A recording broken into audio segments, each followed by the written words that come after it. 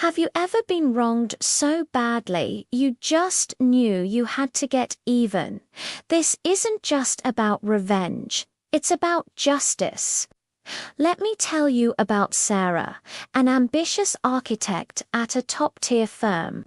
She was the rising star, pouring her heart and soul into a groundbreaking project, a design that was set to redefine the city's skyline. She worked late nights, sacrificed weekends, and believed she was part of a team, a family. But she was wrong. Her two senior partners, Mark and David, saw her talent not as an asset, but as a threat. They watched her develop the concept, fine-tune the details, and prepare the final presentation. Then, just days before the pitch to the biggest client of their careers, they did the unthinkable. They called her into a sterile, impersonal conference room, the one with the uncomfortable chairs, and fired her. The reason? Restructuring, a vague, hollow excuse that didn't even try to hide the betrayal. Sarah was devastated. She walked out of that office with a small box of her belongings, her career seemingly in ruins. But as she stood on the pavement, watching the city lights blur through her tears, something inside her shifted. The hurt turned into a cold, hard resolve. They had fired first, but she would finish last. They had stolen her work, but they hadn't stolen her mind. While Mark and David were busy patting themselves on the back, preparing to present Sarah's stolen designs as their own, Sarah was already 3 steps ahead. She knew every strength of that project, but more importantly, she knew every single weakness, every tiny flaw she hadn't had time to fix yet, the ones only the creator would know. She spent the next 48 hours not sleeping, but working. She wasn't building a new project. She was building a Trojan horse. She created a counterproposal, a design that looked similar on the surface but was fundamentally superior. It addressed every single one of the original's hidden vulnerabilities. It was more cost-effective, more sustainable, and aesthetically, it was breathtaking. She leveraged a small, independent firm she had connections with. A group of young, hungry designers who were tired of being overlooked by the industry giants. They believed in her, and they worked around the clock to bring her new vision to life.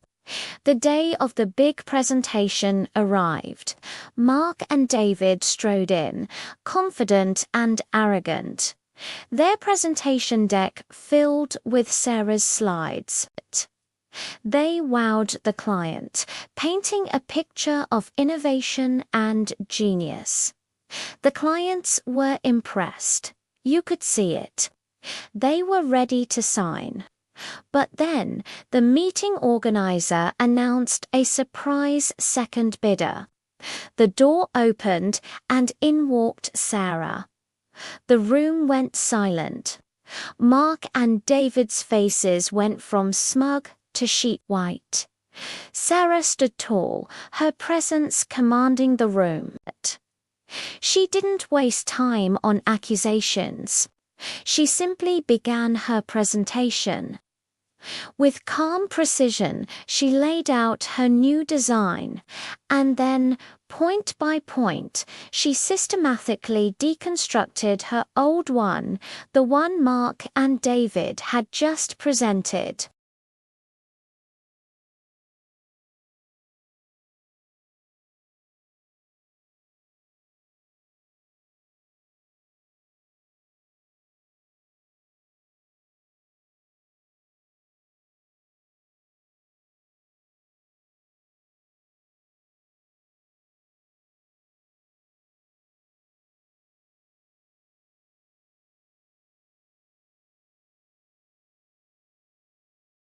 She had turned their greatest strength into their biggest liability.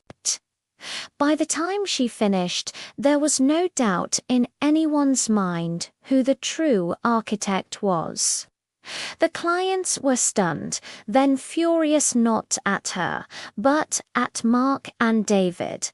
The contract wasn't just lost, it was ripped from their hands. News of their fraud spread like wildfire, and their firm, once a titan of the industry, crumbled under the weight of the scandal. They lost everything. And Sarah, she got the contract. Her new firm became an overnight success. She didn't just get her career back. She built an empire on the ashes of those who tried to burn her. They fired first, thinking they had won. But Sarah, she had the last laugh, the last contract, and the last word. She finished last, and in doing so, she won it all. What do you think? Was this the ultimate comeback? Let me know in the comments below, and don't forget to like and subscribe for more stories like this. Thanks for watching.